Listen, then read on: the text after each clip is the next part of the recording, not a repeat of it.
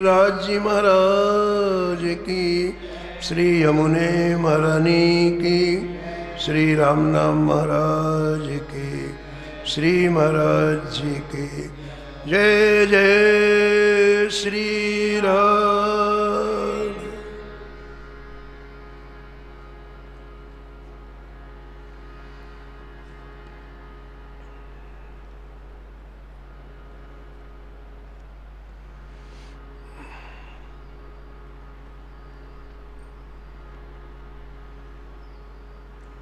मदन मोहन सूरदास की, नाम श्रृंखला जुरी अटल।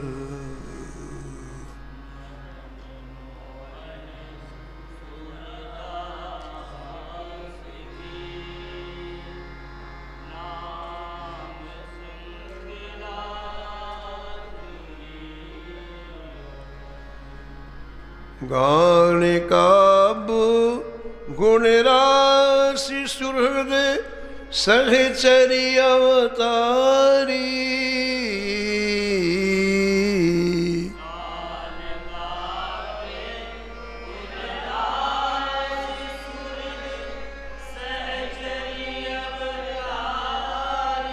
राधा कृष्ण उपास्य रहस्य सुख के अधिकारी।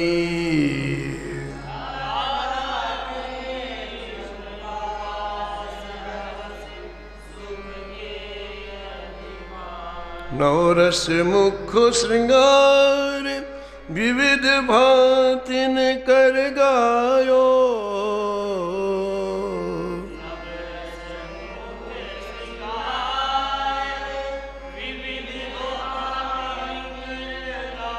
बदन उच्चरित बेर सहस पायन हुए धायो।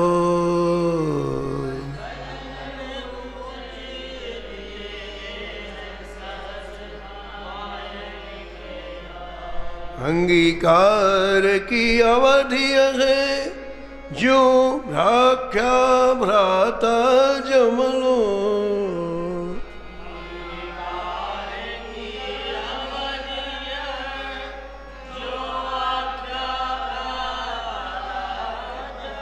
मदन मोहन सूरदास की, नाम श्रृंखला जुरी अटल।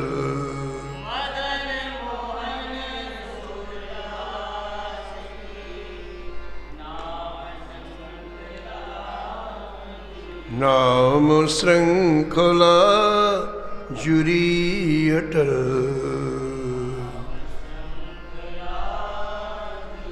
नाम श्रृंखला जुरी अटल।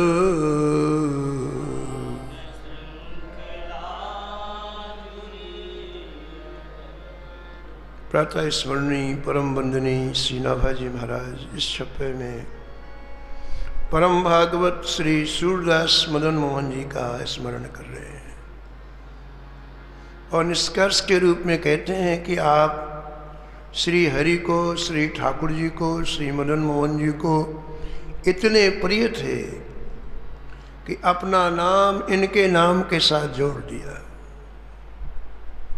इनका नाम श्री सूरदास जी था, लेकिन श्री ठाकुर जी ने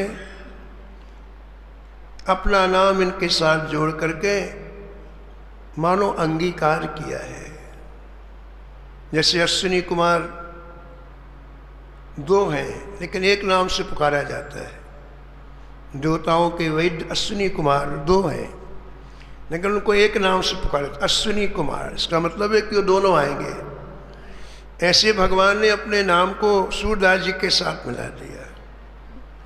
नाम सूरदास से और मदन मोहन मिला करके ऐसी अकाट नाम के साथ जुड़ गए। सूरदास मदन मोहन इसका तात्पर्य है कि श्री ठाकुर जी ने सूरदास जी को अंगीकार किया है। कई ऐसे प्रसंग हैं जहाँ श्री ठाकुर जी ने प्रियता में अपना नाम ही भक्त को दे दिया। श्रीनाथ जी के परम चतुर सेवक जिन्हें सेवा में प्रवीणता प्राप्त थी, श्री कृष्णदास अधिकारी जी, श्री वल्लभाचार्य जी के कृपा पात्र,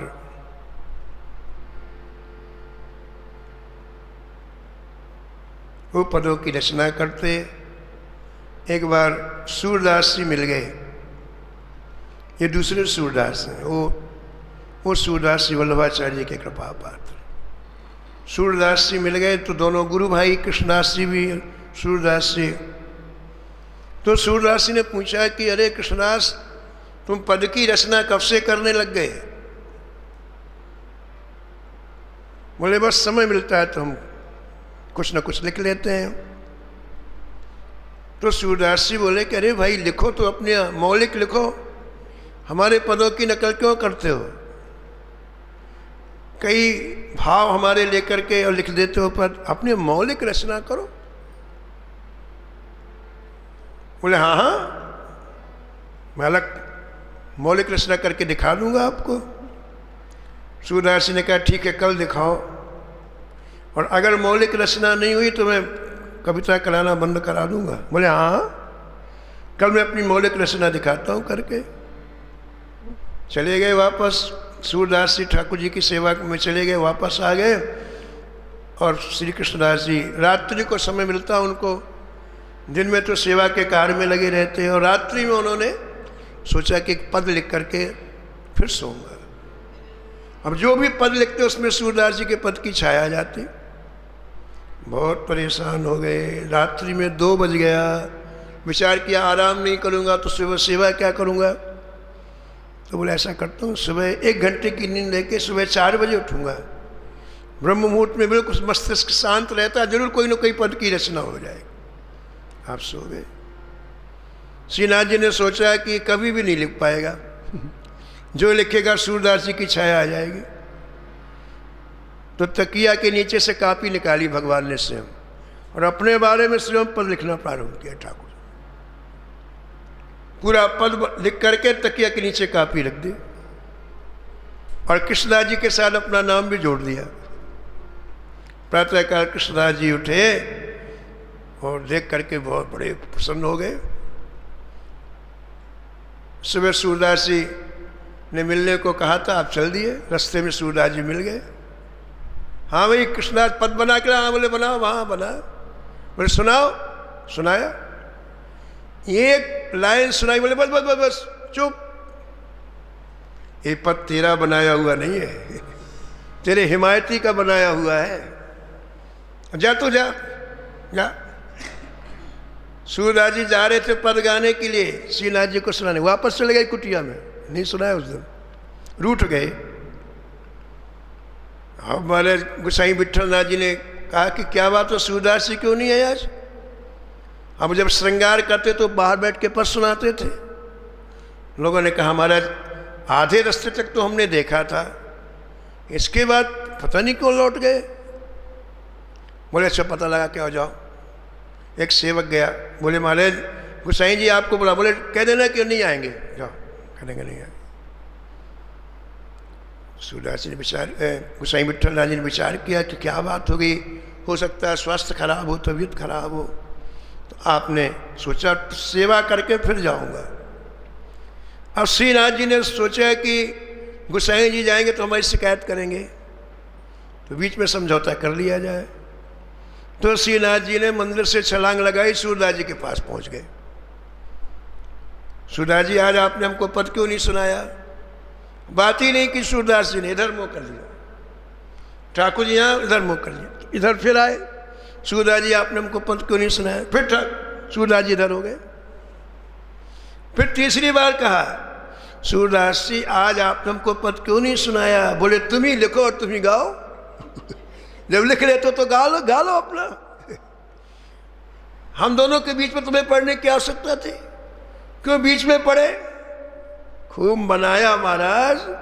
तब सूरदास जी माने, तो कृष्णदास जी के साथ भी ठाकुर जी ने अपना नाम दे दिया, वैसे यहाँ सूरदास जी के साथ श्री ठाकुर जी ने अपना मदन मोहन नाम दे दिया।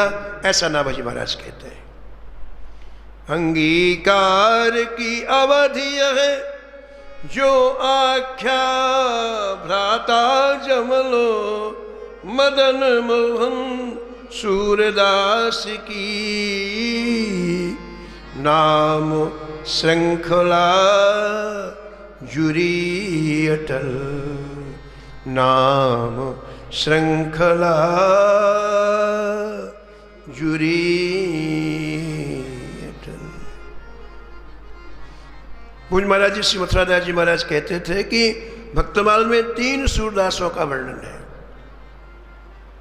एक तो जिन्होंने 1.25 लाख पद लिखे, सूरदास जी जिनका भी आप श्रवण कर रहे थे, कृष्णदास जी के गुरु भाई, श्री वल्लभाचार्य जी के कृपा पात्र,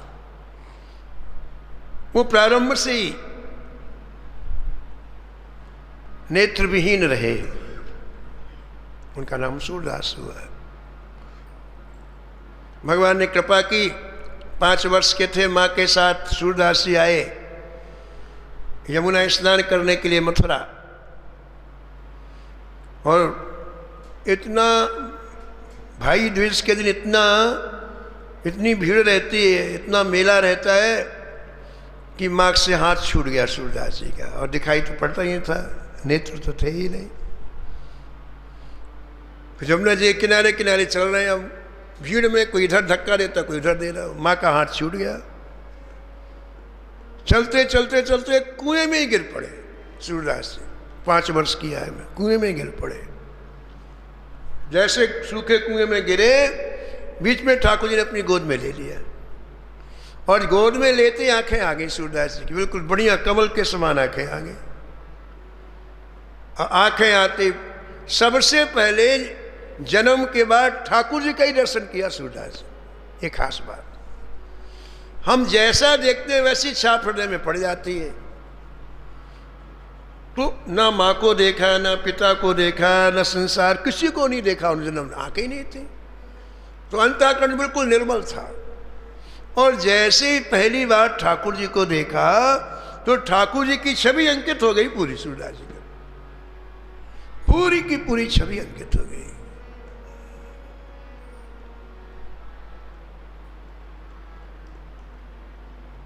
सावरी सूरत मोहिनी मूरत, सावरी सूरत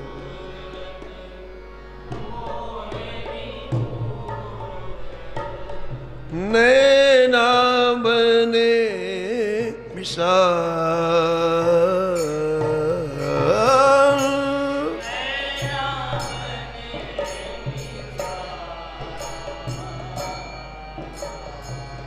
अधर सुधारस मुरली राजत,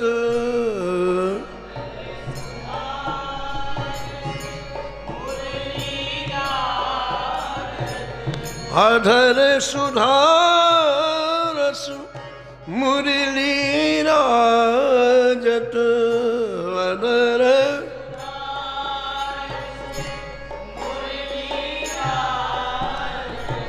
पूरे बैजंती माँ,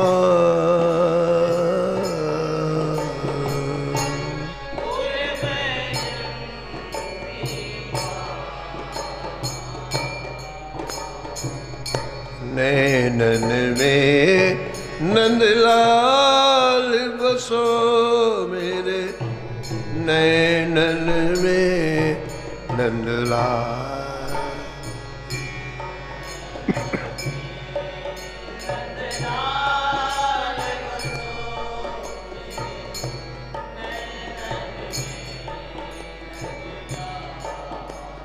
तो अद्भुत छवि सूरदास जी को दिखलाई पड़ी, रोम रोम खिल गया सूरदास जी के।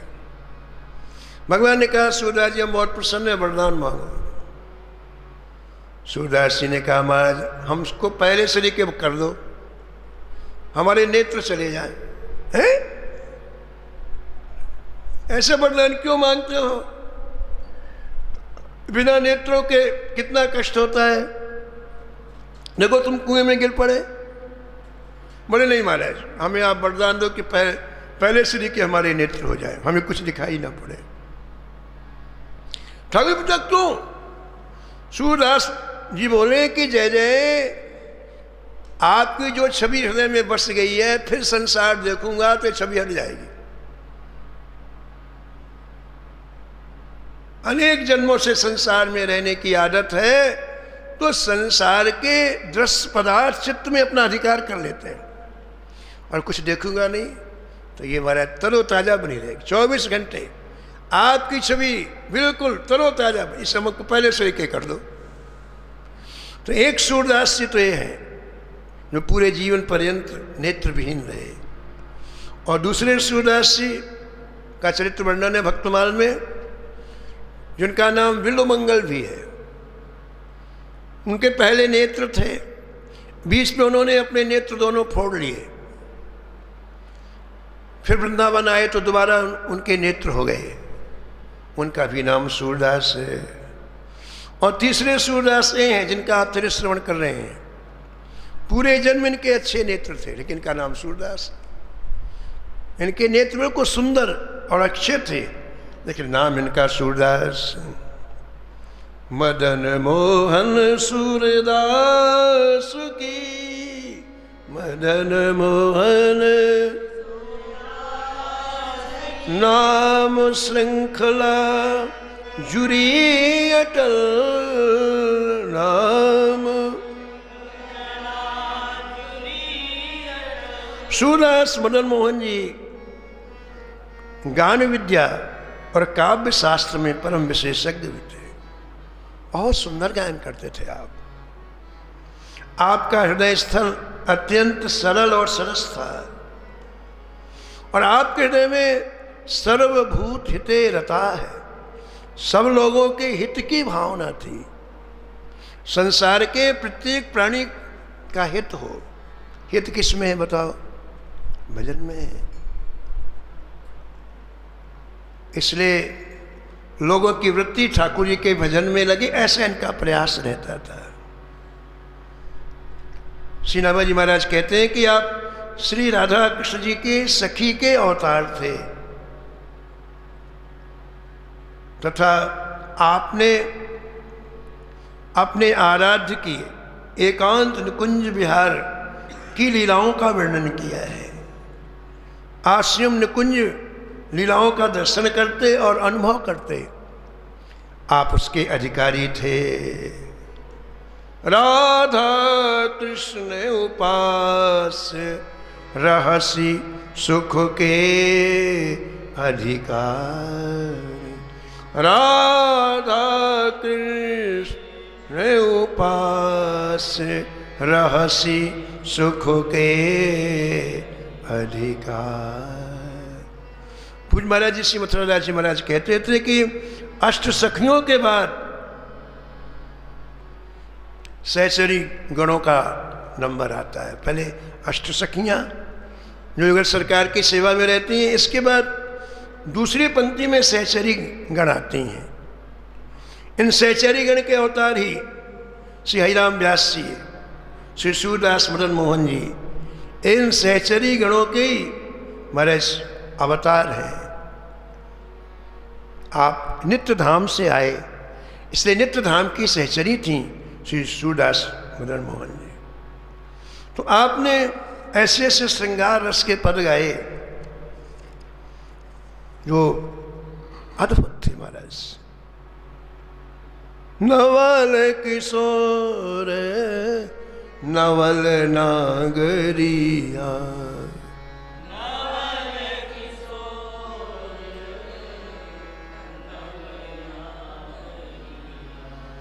नवल किशोर नवल नागरिया,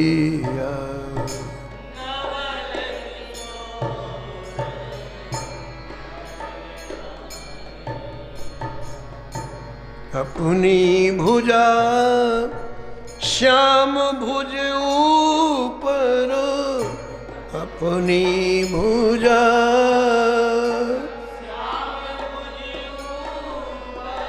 श्याम भुजा अपने उर धरिया।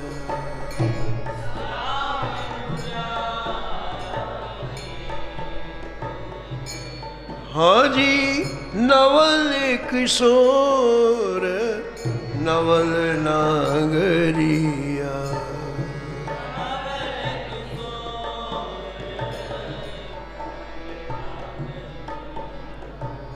करत विनोद तरनी तनया तट। करत विनोद तरनी तनया श्याम श्याम उमंग रस भरिया।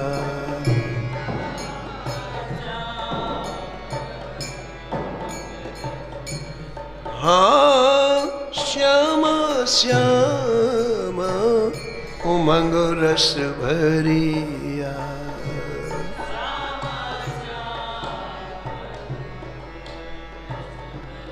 जय जय नवल किशोर नवल नागरिया।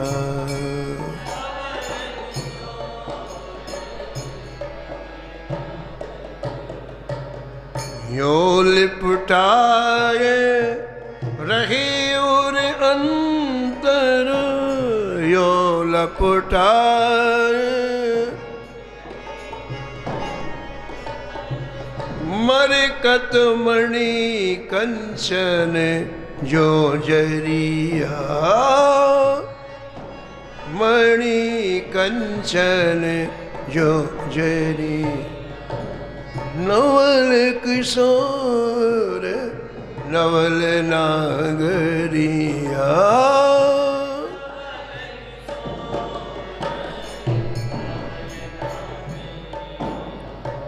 उपमा को घन दामिनी नहीं। उपमा को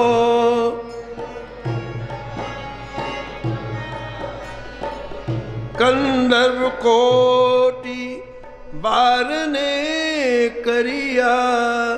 कंदर्प कोटि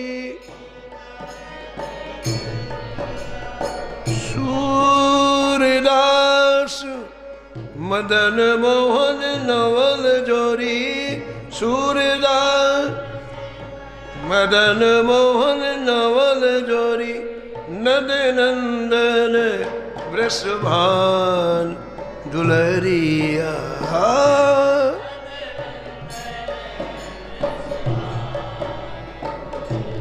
हाँ नद नंदन वृषभान दुलरिया।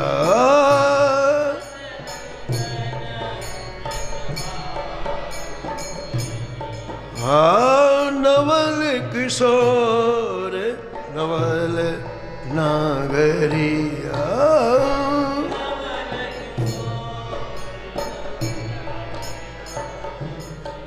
तो आपने 9 रसों में जो प्रमुख रस श्रृंगार रस है उसको आपने विविध प्रकार से पदों के माध्यम से गायन किया। आपके गाए गए पदों का इतना महत्व था कि श्री नाभाजी महाराज कहते हैं कि सहस्त्र पाँवों से होकर के चारों दिशाओं में फैल जाते, यानी इतनी जल्दी उनकी ख्याति हो जाती। वृंदावन में गाते और सुदूर महाराज दूसरे प्रांतों में तुरंत गाया जाने लगता। ऐसी आपके पदों की महत्ता थी। आपने संपूर्ण जीवन श्री ठाकुर जी को लाड़ लड़ाने में और दिव्य रस को पान करने में पूरा किया, ऐसा नाभाजी महाराज कहते हैं। श्री प्रियादास जी महाराज श्री सूरदास मदन मोहन जी के चरित्र का विस्तार करते हैं। सूरदास नाम नैन कंज अभिराम फूले। सूरदास नाम नैन कंज अभिराम फूले। झूले रंग पी के नीके जिए के और जाए हैं। झूले रंग पी के नीके जिय की ओर जाए हैं, जिय की ओर जाए।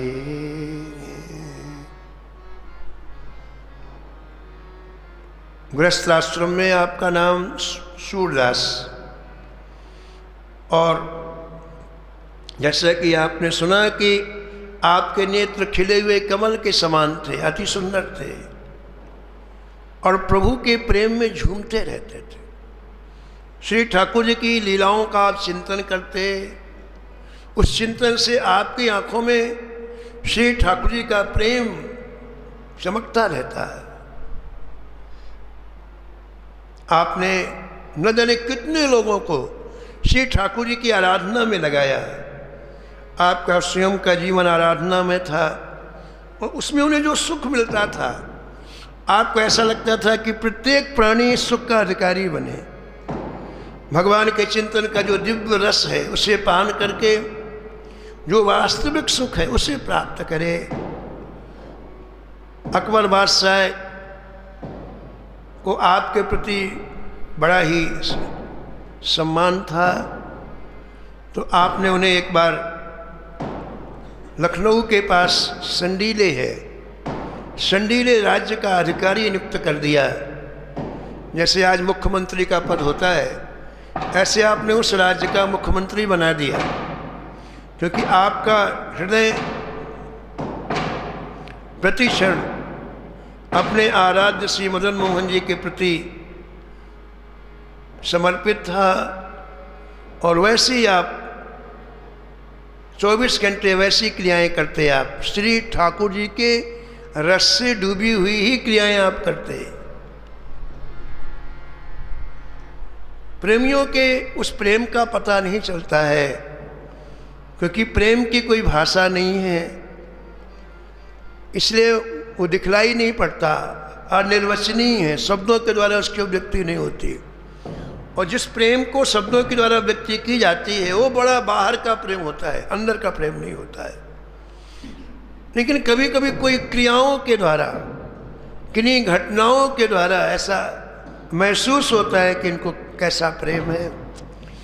तो प्रियादास जी कहते हैं कि एक ऐसी घटना घटी जिसमें श्री सूरदास मदन मोहन जी के अंदर के प्रेम का पता चला, और श्री ठाकुर जी का इनके साथ कितना प्रेम है उसका पता चला। दोनों प्रेमों की अभिव्यक्ति हुई एक घटना से। वो कौन सी घटना है?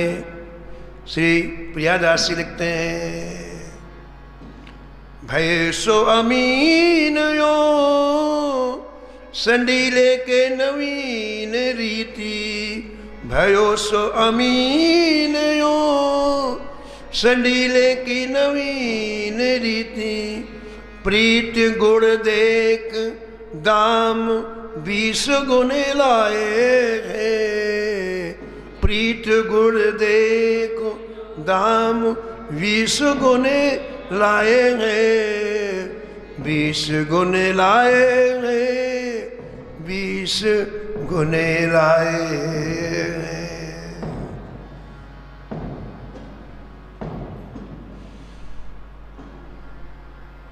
आप मुख्य अधिकारी के रूप में नियुक्त थे सूरदास मदन मोहन जी, तो कभी कभी बाजार का निरीक्षण करने के लिए जाते थे अपने अधिकारियों के साथ। सामान तो ठीक व्यापारी लोग बेच रहे हैं कि नहीं, बहुत ज़्यादा रेट तो नहीं लगा रहे हैं, ऐसा निरीक्षण करने के लिए कभी कभी आप जाते। तो एक बार संडीले के बाजार में आप गए, आप जा रहे थे मुख्य मार्ग से, मुख्य मार्केट जहाँ है वहाँ से जा रहे थे मुख्य बाजार से। तो आपकी दृष्टि एक दुकान के सामने एक गुड़ के ढेर में पड़ी। गुड़ का ढेर ऐसा लगा हुआ है, और इतना सुंदर गुड़, इतना सुंदर गुड़ कि कभी देखा ही नहीं आपने। बड़ा सुंदर गुड़, पारदर्शी बिल्कुल, इधर से उधर देख लो आप। तो आप वहीं रुक गए और अपने निज सेवकों से कहा, इस व्यापारी के पास जाओ।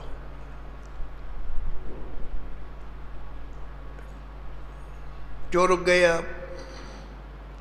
24 घंटे भक्त के हृदय में भगवान को सुख देने की इच्छा होती है।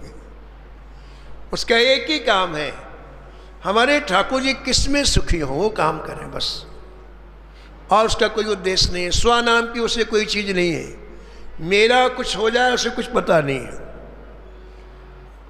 मुझे नरक में जाना है कि भगवान के धाम में जाना है कि स्वर्ग जाना है कि मुक्ति होने, उससे कोई मतलब नहीं है। इन चीज़ों से उसे कोई मतलब नहीं है। मेरा कल्याण होगा कि नहीं होगा इससे कोई मतलब नहीं है। उसकी केवल एक ही इच्छा होती है कि हमारे ठाकुर जी को सुख कैसे हो। यही विधिमान प्रसन्न प्रभु होई, यही विधिमान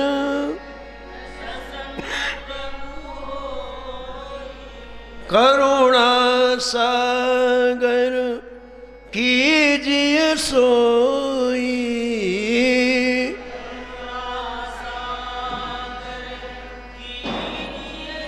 करुणा सागर कीजिए सोई, करुणा सागर कीजिए सोई, कीजिए सोई।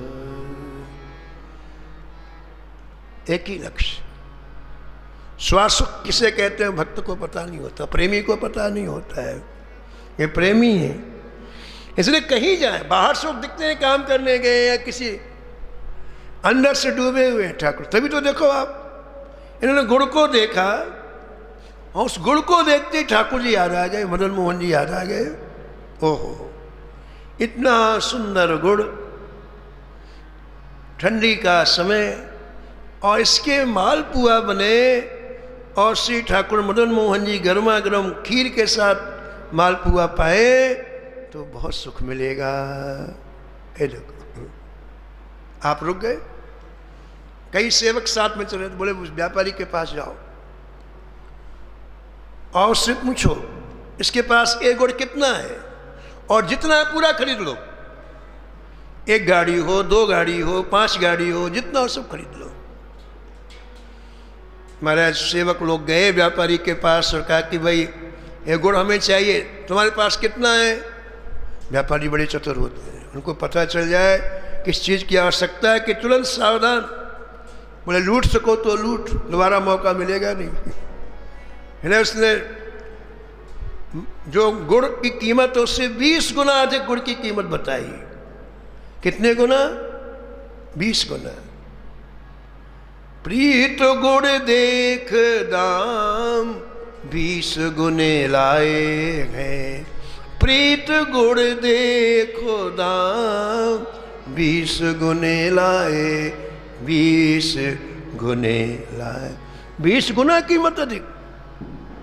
सेवकों ने कहा हजूर यहाँ से गुड़ न लिया जाए, उसके पास गुड़ तो है, 4-5 बैलगाड़ी गुड़ है, लेकिन आप हमें आज्ञा करें, हम यहाँ से चले जाते हैं। मथुरा मंडी बहुत बड़ी है और मथुरा मंडी में अत्यंत ही साधारण रेट में गुड़ मिल जाएगा और हम वहाँ पहुँचा देंगे श्री ठाकुर जी के, मदन मोहन जी के।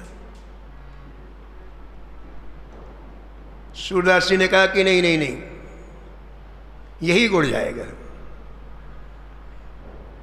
उसकी कीमत कुछ भी देनी पड़ी, यही गुड़। यही ठाकुर जी सुनते हैं महाराज, है ना। हम हर चीज़ में जब व्यापारीपन करते हैं, बनियागिरी करते हैं, तो ठाकुर जी को पसंद नहीं है। ठाकुर जी खुला हुआ दिल देखना चाहते हैं। मेरे लिए इसके प्रति हृदय में कितना समर्पण है। कई जगह ऐसे प्रसंग आए जहाँ ठाकुर जी इसी बात पर दीज गए। हमने मथुरा की एक बात आपको सुनाई थी कि एक व्यक्ति विश्राम घाट में श्री ठाकुर जी को फूल लेने के लिए गया सुबह सुबह। ठाकुर जी की श्रृंगार आरती है, माला पहना के श्रृंगार करके आरती करते, तो रोज जाते हो और द्वारकाधीश जी के सामने विश्राम घाट में फूल वाले खूब अपनी डलियाँ लगाते हैं। तो प्रातःकाल गया तो ऐसे सुंदर फूल आए थे महाराज, चबड़ी में भरे हुए, खिले हुए, बड़े बड़े महाराज गुलाब के फूल। देखते ही मन मुग्ध हो गया। मैंने विचार किया आज पूरी डलिया ले जाऊंगा मैं। आज 1 किलो फूल नहीं ले जाऊंगा, 2 किलो नहीं, पूरी डलिया। अब सुंदर हार ठाकुर जी को बनाऊंगा। भैया ये फूलों की डलिया कितने की है? उसने कहा 5 रुपए की।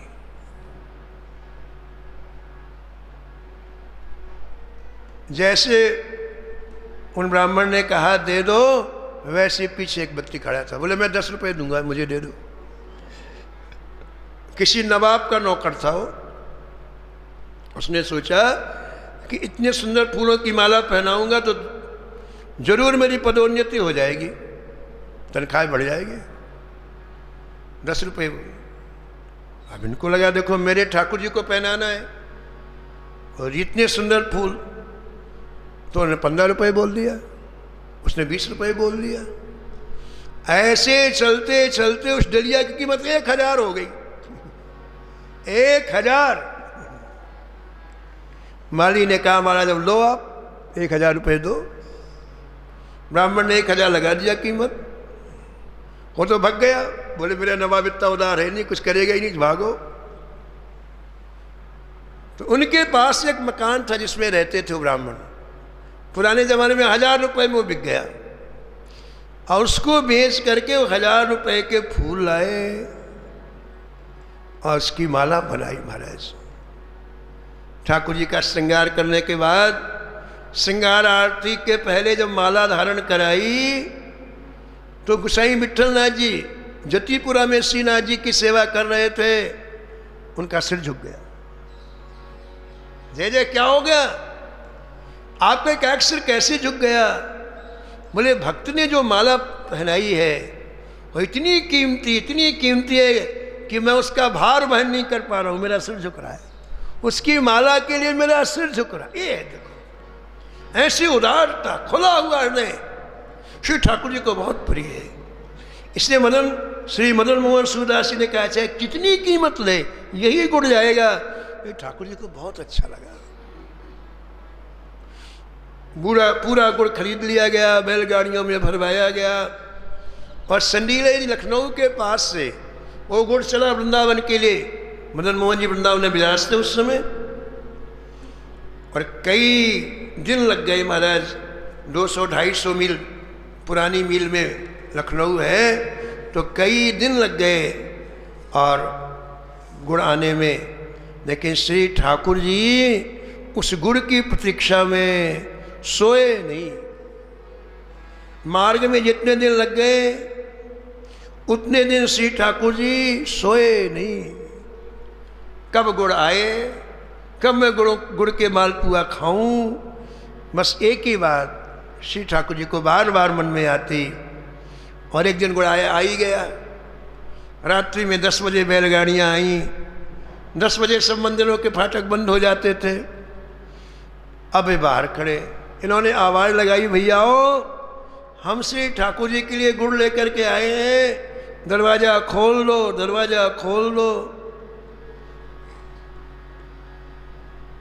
वो बोले सुबह खुलेगा, हमारे यहाँ नियम में 10 बजे बंद हो जाता है, सुबह 5 बजे खुलेगा। अरे भैया हम कई दिनों के थके, हमको सोना है। आप गुड़ भले सुबह उतारो, दोपहर में उतारो, कल हमें कोई दिक्कत की बात नहीं है, लेकिन गाड़ी तो अंदर कर लो। सड़क में हम कैसे सोएंगे, सुरक्षा करेंगे कि सोएंगे? तो गेट में जो रहता था व्यक्ति को समझ में आ गया, उसने गेट खोला, इन्होंने बैलगाड़ी अंदर कर ली और इतने थके थे कि धम्म से सो गए। भाई बैलगाड़ी के नीचे ही सो गए।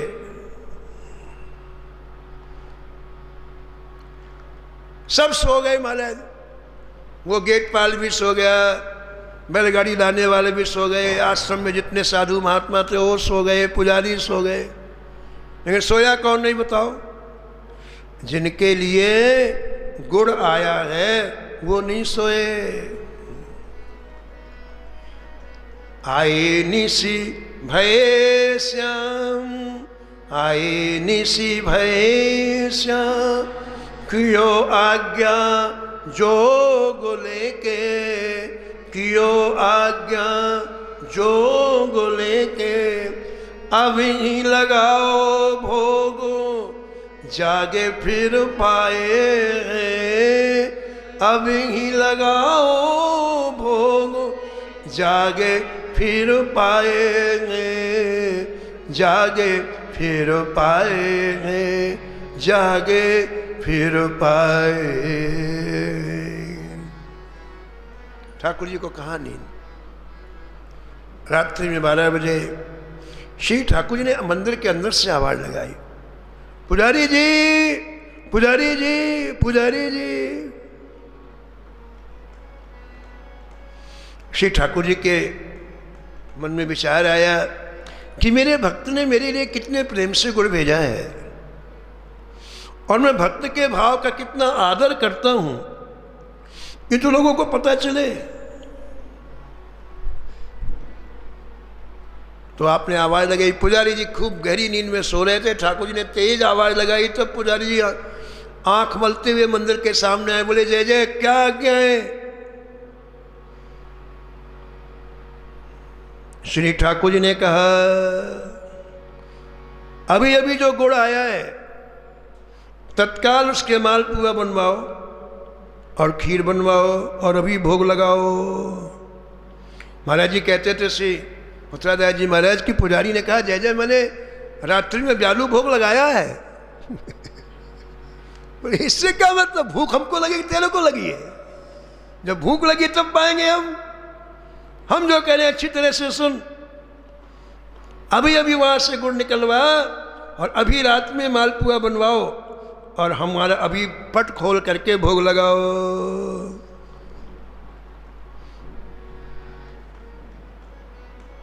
अब पुजारी को समझ में नहीं आ रहा कि ये क्या हो रहा महाराज, सब चीज मैंने किया, भोग लगाना भूल गया हो तब तो ठीक है। जब पुजारी को समझ में नहीं आया तो ठाकुर जी बोले, श्री मदन मोहन जी बोले, तुझे कुछ पता नहीं है, जिस दिन से संडीले से ये सुंदर गुड़ बैलगाड़ियों से चला है उस दिन से मैं प्रतीक्षा कर रहा हूं और सोया नहीं। देख मेरी आंखें फूल गई हैं प्रतीक्षा करते करते, कब गुड़ आएगा, कब मैं मालपुआ खाऊंगा। मैं 7 दिन से नहीं सोया। अब तू कहता है कि सुबह भोग लगा लेंगे मालपुआ का?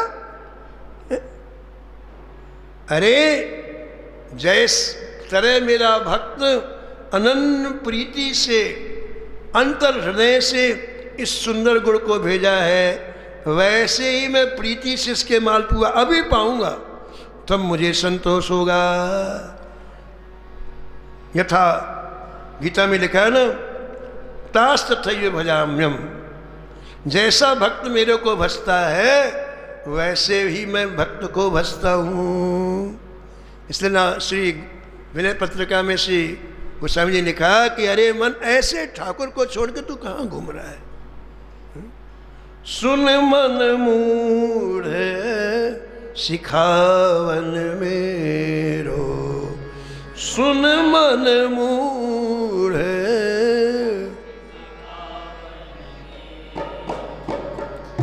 हरिपद विमुख लहो न काहू सुख, विमुख लहो न काहू सुख, हरिपद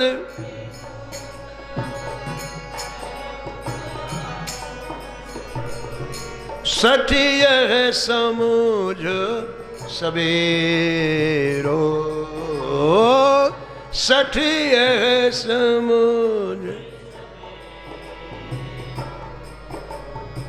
सुन मन मूढ़ सिखावन मेरो,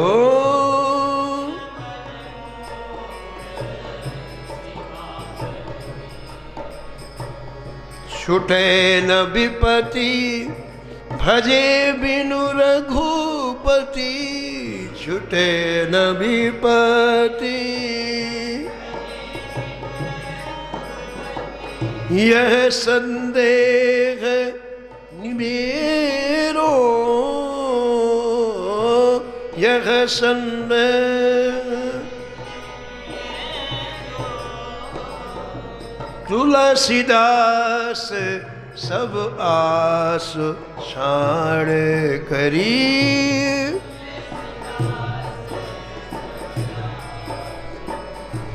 हाजी हो राम के चेरो,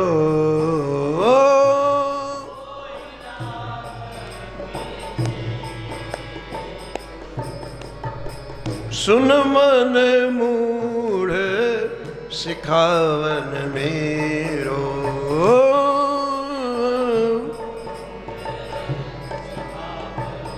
मेरो सिखावन मेरो।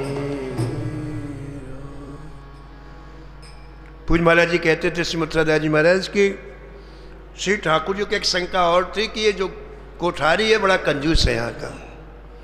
तो बोले क्या करता है, नई चीज़ को कोठार में अंदर रख देगा, पुरानी चीज़ निकालता है। तो सुबह होती ही गुड़ को अंदर रख देगा, पुराना गुड़ देगा मालपुआ के लिए। और ठाकुर जी को सबको पता है कौन है आश्रम में कैसा है, इसलिए रात में बनवाओ, अभी बनवाओ। तो महाराज अब पुजारी जी ने महाराज रात्रि में सबको जगाया, फिर महाराज रसोई बनी, मालपुआ बना, खीर बनी, ठाकुर जी के पट खोले गए, मालपुआ की खीर का ठाकुर जी को भोग लगा। और ठाकुर जी बड़े प्रेम से महाराज डकार लेकर के, हाँ अब पेट भर गया, और ठाकुर जी सो गए। शेष कथा कल सुने।